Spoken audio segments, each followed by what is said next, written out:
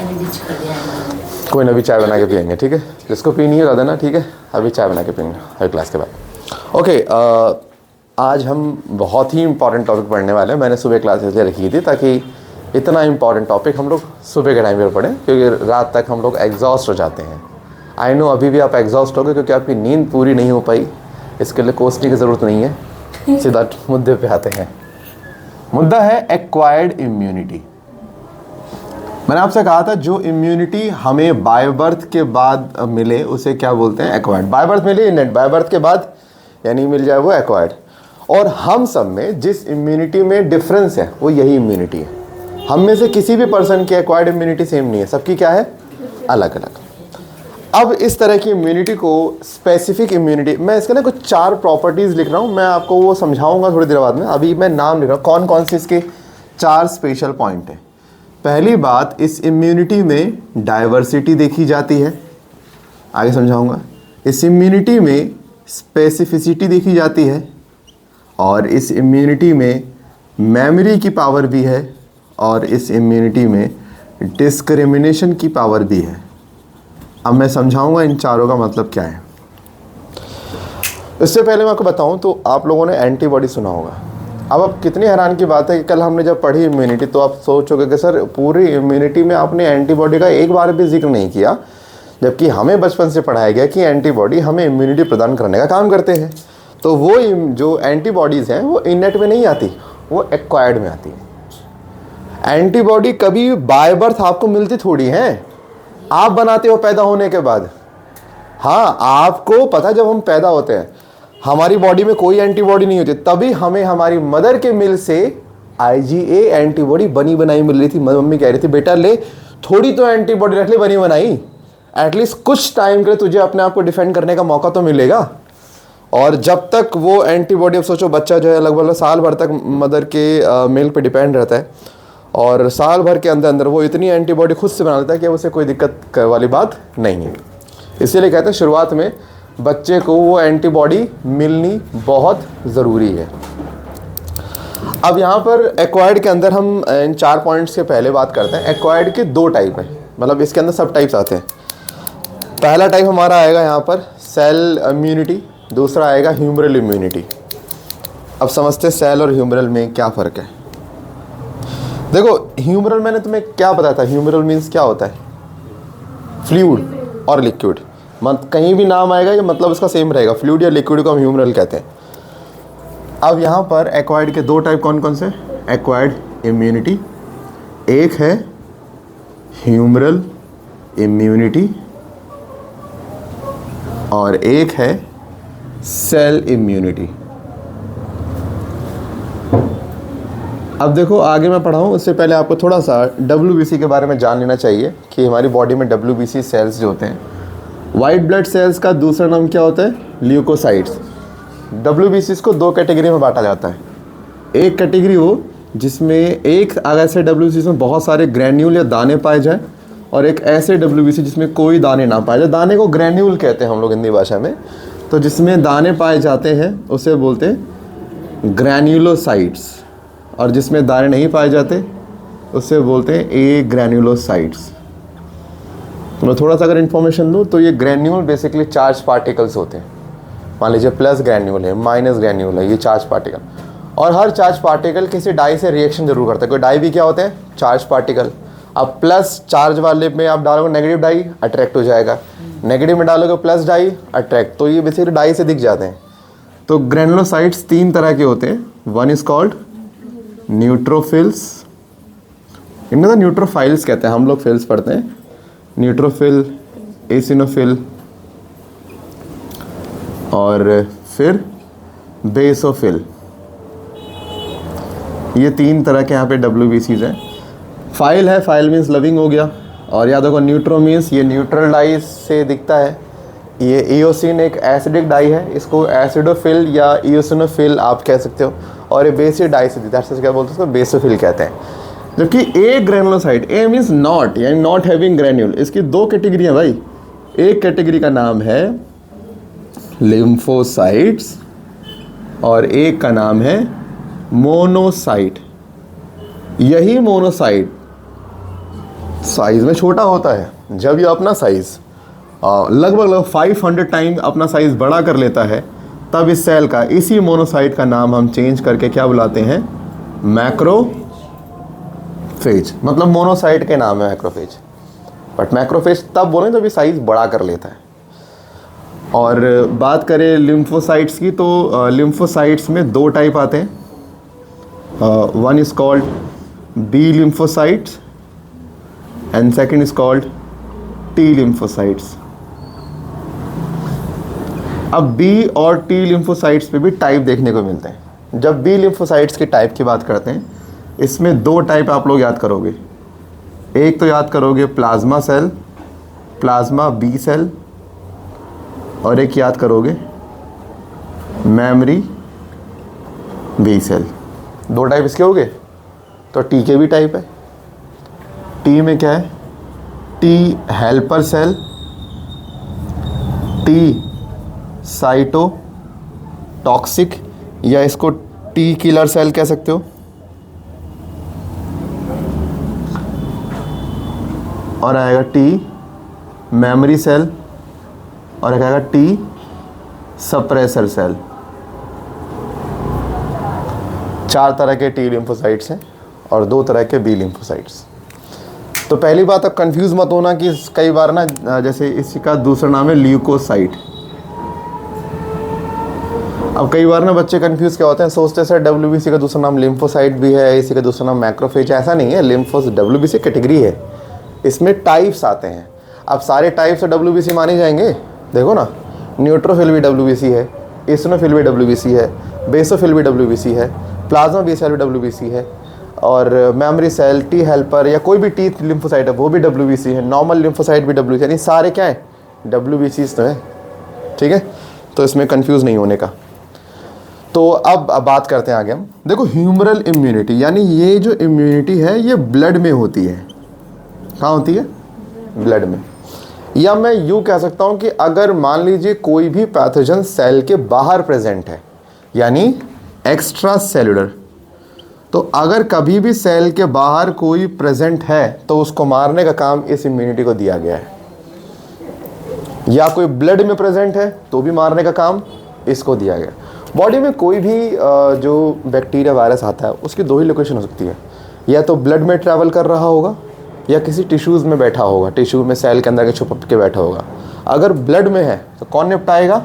ये वाली इम्यूनिटी। और अगर किसी सेल वगैरह टिश्यू के किसी सेल के अंदर बैठा हुआ है, कौन निपटाएगा? सेल मेडिएटेड, यानी ये टिश्यूज़ वगैरह में, ऑर्गन वगैरह में कोई बैठ, तब उसको किल करने का काम ये करता है। और ये तब भी काम करेगा जब सेल के अंदर कहीं बैक्टीरिया छुपा हुआ है। अब सेल के बाहर तो ये कुछ कर सकते, देखो सेल के अंदर कोई छुपा पड़ा है उसमें ये तो डिटेक्ट कर सकता ही नहीं। कभी ब्लड सेल के अंदर जाता ही नहीं, सेल के बाहर तक ब्लड रहता है ना, यानी ये कभी भी सेल के अंदर का बैक्टीरिया वायरस डिटेक्ट नहीं है, लेकिन वो डिटेक्ट कर सकता है। तो वो बेसिकली इंट्रा सेलुलर इन्फेक्शन के लिए बहुत इंपॉर्टेंट रोल प्ले करता है। अच्छा, मैं आपको एक चीज़ समझाता हूँ। हमारी बॉडी में ना एक स्पेशल तरह के प्रोटीन्स होते हैं जिनको हम बोलते हैं major histocompatibility complex, short में कहते हैं MHC। ये बेसिकली ऐसे हमारे पास प्रोटीन्स के मॉलिक्यूल हैं जो हमारी सेल की सरफेस पे पाए जाते हैं। और ये MHC के जो मॉलिक्यूल 2 तरह के होते हैं, एक MHC क्लास 1 और एक MHC क्लास 2। 1 तो क्या है? प्रेजेंट इन ऑल सेल्स, हर सेल में, हमारे सेल पे एक MHC1 नाम का एक प्रोटीन मॉलिक्यूल प्रेजेंट है हर सेल के सरफेस पे। जबकि MHC2 हर सरफेस पे नहीं पाए जाते, ये पाए जाते हैं जैसे कि मैक्रोफेज सेल। कहाँ मिलते हैं? मैक्रोफेज सेल पे। यानी ये हर एक के पास तो ये नहीं मिलता, ये ज़रूर मिलता है। आपको पता है MHC का काम बड़ा ज़रूरी है। मेरी बॉडी को कैसे पता कि ये मेरा सेल है, या उसे कैसे पता कि मेरा सेल नहीं है? सोचो ना, अगर मैं ह्यूमन की बॉडी में किसी दूसरे इंसान की बॉडी का सेल डाल दूं तो बॉडी कैसे पता करती है कि मेरा सेल है भी कि नहीं है? तो बॉडी को ये पता है कि देख भाई, हमारी बॉडी में जितने भी सेल्स हैं, जितने भी टिश्यूज़ हैं, हर सेल के ऊपर मान लीजिए हमारे पास ये वाला MHC1 मॉलिक्यूल प्रेजेंट है, यस और नो? जब हमारी बॉडी के हर सेल के पास एक जैसा MHC1 है तो बॉडी को ने याद कर रखा है कि इस तरह के मॉलिक्यूल वाला MHC1 हमारा सेल माना जाएगा। इतने में एक दूसरा सेल बॉडी में कहीं बाहर से किसी दूसरे पर्सन की बॉडी से आ गया और आने के बाद उसका MHC1 हमसे अलग होगा। मान लीजिए ये उसके सेल का MHC1 है, मेरी बॉडी बोलेगी यार ये तो मेरा MHC1 है ही नहीं, और क्योंकि नहीं है यानी तुम हमारे लिए क्या हो गए, अननोन सेल हो गए। तो बॉडी MHC कॉम्प्लेक्स डिसाइड करती है कि ये सेल हमारा है या नहीं, और अगर बॉडी को पता लगा ये हमारा सेल नहीं है, वो तुरंत किसको एक्टिव कर देती है, सेल इम्यूनिटी को, काम करो। और आपको पता है आपकी बॉडी में बाहर से सेल कब आता है, ड्यूरिंग ऑर्गन ट्रांसप्लांटेशन। आप किसी बाहरी एक ऑर्गन को बॉडी में लगा रहे होते हो, तो कहते हैं जब भी आप ऑर्गन को ट्रांसप्लांट कर रहे हो यानी ड्यूरिंग ऑर्गन ट्रांसप्लांटेशन, जिस इम्यूनिटी को आपकी बॉडी एक्टिव कर देती है ना, वो इम्यूनिटी है कौन सी, सेल इम्यूनिटी। आपसे क्वेश्चन पूछेंगे ऑर्गन जब लगाते हैं किसी की बॉडी में, उसके बाद कौन सी इम्यूनिटी उस ऑर्गन को डिस्ट्रॉय करने पे तुल जाती है, बोलना सेल इम्यूनिटी। ये खत्म कर देती है। इसीलिए हमें वो ऑर्गन लगाना होता है जिसके MHC प्रोटीन क्या करे, मैच करे। और कैसे करते हैं, सेम पर्सन के मैच करते हैं। आप अपनी बॉडी को कहीं भी कोई भी टिश्यू कहीं भी लगा लीजिए, आपकी बॉडी में रिजेक्शन होगा ही नहीं, क्योंकि सारे के सारे MHC1 सब में क्या होंगे, सेम। तो आपके किसी रिजेक्शन कोई मतलब बनता ही नहीं है। इसीलिए सेम बॉडी का ऑर्गन बेस्ट होता है। मतलब ग्राफ्ट वगैरह, ग्राफ्ट जानते हो ना, बॉडी में कहीं पे आप जो पार्ट निकालते हो दूसरी जगह पे लगाने के लिए, तो जिस टिश्यू को निकालते हो उसे ग्राफ्ट कहते हैं हमेशा। मान लीजिए कई बार किसी पर्सन के फेस के कोई जल गया, स्किन जल गई तो फेस की, तो मान लीजिए उसको थाई की स्किन निकाल के यहाँ लगाएं तो उसको ग्राफ्ट बोलेंगे। जिस टिश्यू को निकाला जाता है लगाने के लिए हमेशा से ग्राफ्ट कहते हैं। दैट्स से ग्राफ्टिंग कहते हैं इस तरह के फिनोमिना को, प्रोसेस को, ऑर्गन ट्रांसप्लांटेशन करने को। अब हम बात कर रहे हैं हमारे ह्यूमरल के। देखो बड़ा आसान है। सबसे पहले मान लीजिए बाहर से कोई बैक्टीरिया वायरस आया, और बैक्टीरिया वायरस के पास, इमेजिन करो ये इसके पास क्या प्रेजेंट है, एंटीजेंस। याद है ना, एंटीजेंस सेल के सरफेस से पाए जाने वाले शुगर या प्रोटीन या दोनों से बना हुआ एक मॉलिक्यूल। ये बैक्टीरिया है और बड़ा ही खूंखार बैक्टीरिया है। और ये बैक्टीरिया या पैथोजन हमारी बॉडी को किल करना है। कैसे करेगी किल, सबसे पहले इसके सामने पेश होता है एक बहुत बड़ा सा सेल जिसका नाम हम लोग रखते हैं APC, यानी एंटीजन प्रेजेंटिंग सेल। ये मैक्रोफेज है भाई, लेकिन नॉर्मल मैक्रोफेज नहीं है, स्पेशल मैक्रोफेज है। कुछ मैक्रोफेज को काम ये दिया गया है, पता तुम क्या, ये बैक्टीरिया को इनगल्फ करेंगे, खाएंगे। याद होगा मैंने आपसे कहा था 2 ही सेल खा सकते हैं, एक मैक्रोफेज और एक न्यूट्रोफिल। मैक्रोफेज ने इस बैक्टीरिया खाया, और खाने के बाद मैक्रोफेज के ऊपर ना हमारे पास कौन से प्रेजेंट थे, हमारे पास MHC2 ये प्रेजेंट थे, और पूरे सेल के सरफेस पे होते हैं। जैसे ही बैक्टीरिया को खाया, ये पूरे बैक्टीरिया को खा गया, लेकिन एंटीजन नहीं खाए उसके, और उस एंटीजन को ये अपने MHC2 के ऊपर इसने लगा लिया ऐसे। मतलब बैक्टीरिया अंदर आया, डिस्ट्रॉय हो गया पूरा का पूरा, एंटीजेंस रह गए, और जो एंटीजेंस रह गए उनको इसने अपने MHC के ऊपर लगा लिया। अब आप ये सोचो, मैक्रोफेज ने क्या किया, बैक्टीरिया खाया, उसके एंटीजन को अपने पास लेके अब ये पूरी बॉडी में घूमेगा, चिल्लाएगा, देखो मेरे पास एक ऐसा बैक्टीरिया आया था जिसके पास इस तरह का दिखता है एंटीजन, इस तरह का दिखता है एंटीजन, इस तरह का दिखता है। वो पूरी बॉडी में हल्ला गा रहा है, और पता है किसके पास जाएगा सारी इन्फॉर्मेशन लेके, ये जाएगा टी हेल्पर सेल के पास। किसके पास, टी हेल्पर सेल। इसके पास रिसेप्टर पाया जाता है जिसको बोलते हैं क्या, टी सेल रिसेप्टर, शॉर्ट बोलते हैं TCR। आप ये समझो ये की है तो वो लॉक है। जैसे ही टी हेल्पर सेल इसके एंटीजन के साथ बाइंड करता है, उसको मालूम पड़ जाता है किस तरह का एंटीजन मैक्रोफेज कैरी कर रहा है। और क्योंकि इसका काम एंटीजन्स को रिप्रेजेंट करना है, तभी नाम क्या इसका, एंटीजन प्रेजेंटिंग सेल। मुझे बताइए किसी बैक्टीरिया वायरस की पहचान हम कैसे करते हैं, एंटीजन से तो करते हैं। अब बैक्टीरिया खुद तो लाएगा नहीं एंटीजन, तो एक बीच में सेल आएगा, उसे खाएगा, और उसके एंटीजन मेरे पास लेके आएगा, देखो जी इसके पास इस तरह का हथियार है। तो टी हेल्पर सेल, अच्छा ये है, चल ठीक है मैं देखता हूँ आगे। फिर टी हेल्पर सेल आगे क्या करेगा, सिक्रीशन छोड़ता है WBC, और इनके सेल सिक्रीशन की वजह से एक इंफॉर्मेशन पास होती है to the B lymphocyte cell. B lymphocyte को सिग्नल गया कि भाई सतर्क हो जाइए, आपके सामने एक दुश्मन आ चुका है। कहता कौन सा दुश्मन? फिर ये बताता सारी इन्फॉर्मेशन, कैसा दुश्मन है, कैसे मारना है, क्योंकि इन्फॉर्मेशन सारी इसके पास है ना अभी। फिर बी लिम्फोसाइट को ये चेंज कर देता है, मतलब यही बी लिम्फोसाइट साइज बड़ा कर लेगा, और जब ये बी लिम्फोसाइट साइज बड़ा कर ले तब इसका नाम हम लोग रखते हैं क्या? Plasma B cell. यानी लिम्फोसाइट, अगर ये बी लिम्फोसाइट था तो ये हो गया प्लाज्मा बी सेल, साइज तो बड़ा हुआ, नाम रखा गया प्लाज्मा बी सेल। और साथ ही एक काम और हुआ, बी लिम्फोसाइट को मान लीजिए 1000 बी लिम्फोसाइट थे, 1000 में से 800 बी लिम्फोसाइट साइज बड़ा करेंगे। 200 ने कहा हम नहीं करेंगे साइज बड़ा। कहा क्यों?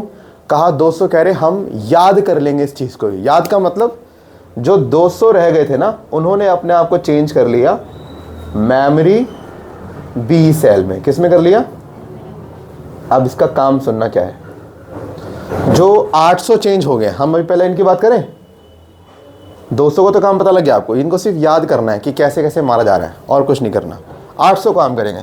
ये 800 क्या करेंगे? ये 800 ढेर सारी एंटीबॉडी रिलीज करेंगे एकदम से, और ये जो एंटीबॉडी रिलीज करी जाएंगी, ये एंटीबॉडी, ये जो मैंने बनाया ना वाई शेप की, ये क्या है? एंटीबॉडी। और ये एंटीबॉडी इसके जैसे अगर अब जितने भी बचे हुए हैं, फिर ये उन्हें किल करने का काम करेंगी। तो हुआ क्या? बाहर से पैथोजन आया, एपीसी यानी स्पेशल टाइप के मैक्रोफेज ने उसे खाया, उसके एंटीजन को रिप्रेजेंट किया टी लिम्फोसाइट्स के सामने, टी हेल्पर सेल बेसिकली। और वो क्या करता है? वो मैसेज भेजता है बी लिम्फोसाइट को कि आपके सामने एक ऐसा दुश्मन आया है जिसको आपको ऐसे, यानी सारी रणनीति ये बताएगा इसको, ये है मेन लीडर। और फिर बी ने जाके आगे अपने आप को ग्रो किया, बनाया प्लाज्मा सेल, देन एंटीबॉडी आई एंड देन किल कर दी। यानी इस पूरे इम्यूनिटी में सबसे मेजर रोल हम बी लिम्फोसाइट का मानेंगे, क्योंकि एंड में किल कौन कर रहा है? बी कर रहा है, जिसमें मीडियोकर के तौर पे ये भी हेल्प करेगा, लेकिन मेन उसको नहीं। मेन कौन बोलेंगे? देखो किल कौन कर रहा है? किलिंग बी कर रहा है। तो इस तरह के इम्यूनिटी में जिस लिम्फोसाइट का मेजर रोल आता है वो कौन है? B lymphocyte. Major role B का यहाँ पर आता है। अब ये है अगर सेल के बाहर है कोई, अगर कोई सेल के अंदर छुप जाए या किसी ऑर्गन या टिश्यूज में जाके बैठ जाए, तब ये काम करेगा। मान लीजिए इस तरह से यहाँ पर भी ये कोई बैक्टीरिया वायरस हो गया, समथिंग कुछ भी हो गया, इसके पास मान लीजिए एंटीजन हो गया, प्रोसीजर भी सेम चलेगा। ये चाहे किसी सेल में हो चाहे बाहर घूम रहा हो, दोनों केस में इनके सामने कौन प्रकट होगा? एपीसी। अभी प्रकट वही होगा, और वो भी जिसको खाएगा तो किसके सामने पेश करेगा? T helper cell. लेकिन अब क्या करेगा टी हेल्पर सेल? अब टी हेल्पर सेल बी को इन्फॉर्मेशन नहीं भेजेगा, ये भेजेगा किसी और को, ये भेजेगा टी किलर सेल को। यानी अब इंफॉर्मेशन बी के पास गई नहीं, किसके पास गई? अब T helper cell, sorry T killer cell.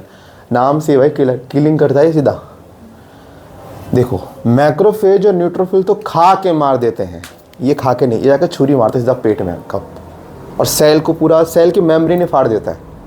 Cell को खा नहीं रहा, सेल की मेम्ब्रेन को रप्चर, और सेल की मेम्ब्रेन रप्चर, पानी भरेगा उसके अंदर, और पानी भरेगा तो सेल का साइज फूलेगा, वो अपने आप मर जाएगा। फिर ये किलिंग इस तरह से करता है। तो टी किलर सेल जाता है सीधा किसको किल करता है? पैथोजन को।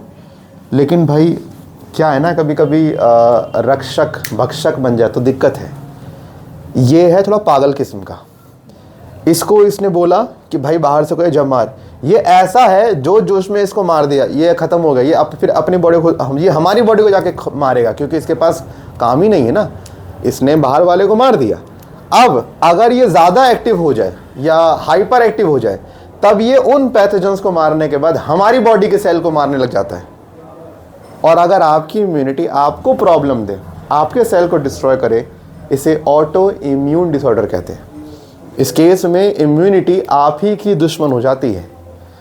तो हम चाहते हैं ये हाइपर एक्टिव ना हो, तब हमें, अगर ये मान लीजिए कोई विलन है तो इसकी बाबू को भेजना हमें इसके पास टी सप्रेसर सेल।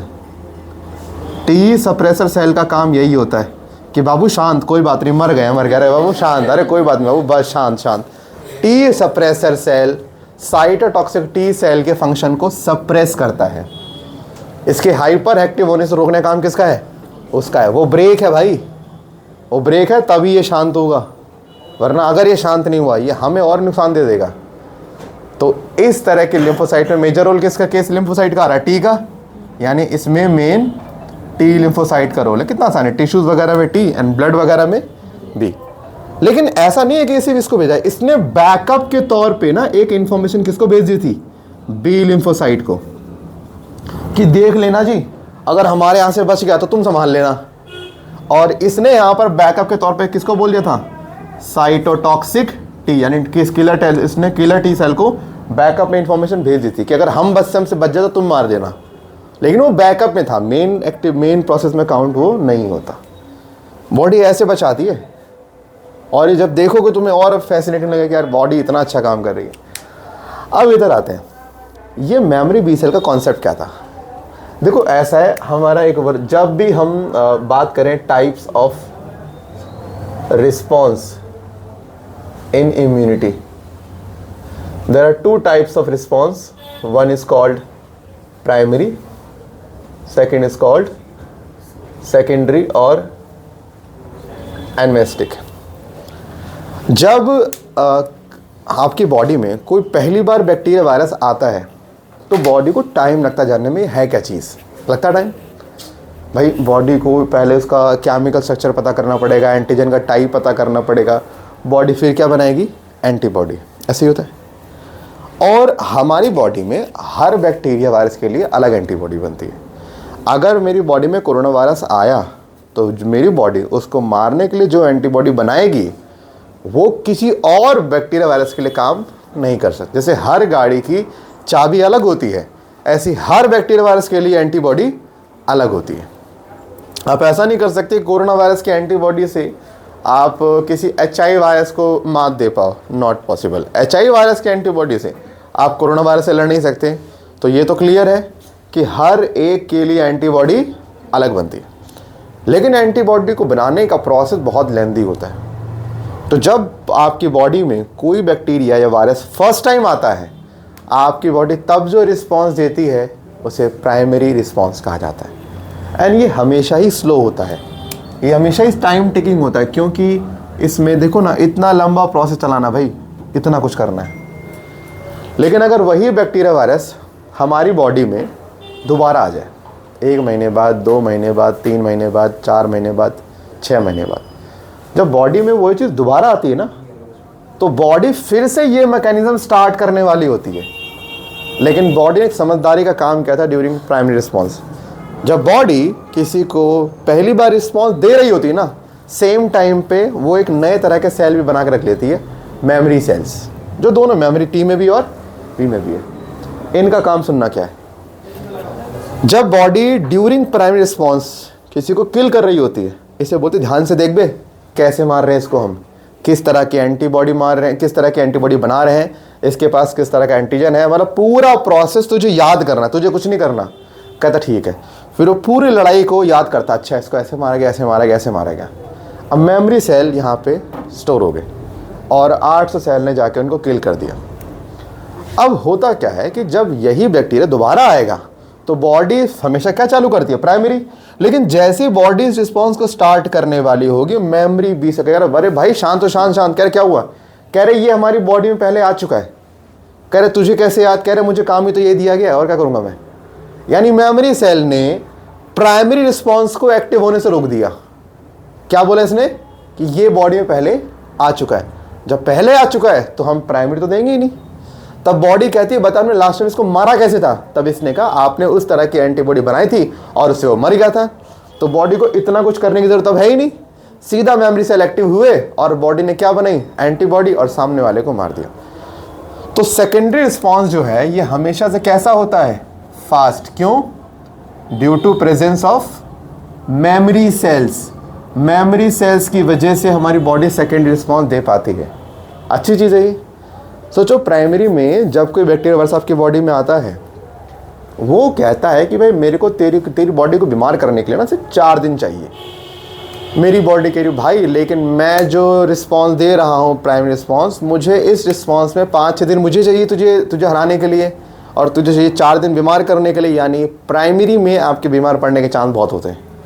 लेकिन जब सेकेंडरी होता है तो बॉडी कहते सुन बे ऐसा है 4-5 दिन के नीचे आपने को सिर्फ 4-5 घंटे चाहिए सिर्फ। यानी जो काम 4-5 दिन का था वो काम 4-5 घंटे का हो गया। सोचो बैक्टीरिया को अभी बीमार करने के लिए 4-5 दिन चाहिए, लेकिन आप उसे 4-5 घंटे में मार दोगे, बीमार पड़ोगे क्या? यानी आप ड्यूरिंग सेकेंडरी रिस्पॉन्स बीमार नहीं पड़ते हैं। कब पड़ते? सिर्फ प्राइमरी में। यानी अगर मुझे किसी को बीमारी से बचाना है तो एक तरीका है, उसकी बॉडी में कुछ ऐसा कर दो कि वो हमेशा सेकेंडरी रिस्पॉन्स देना कि प्राइमरी दे। कर सकते हैं ऐसा? शांत रवि, इसका तरीका तुम सोचो।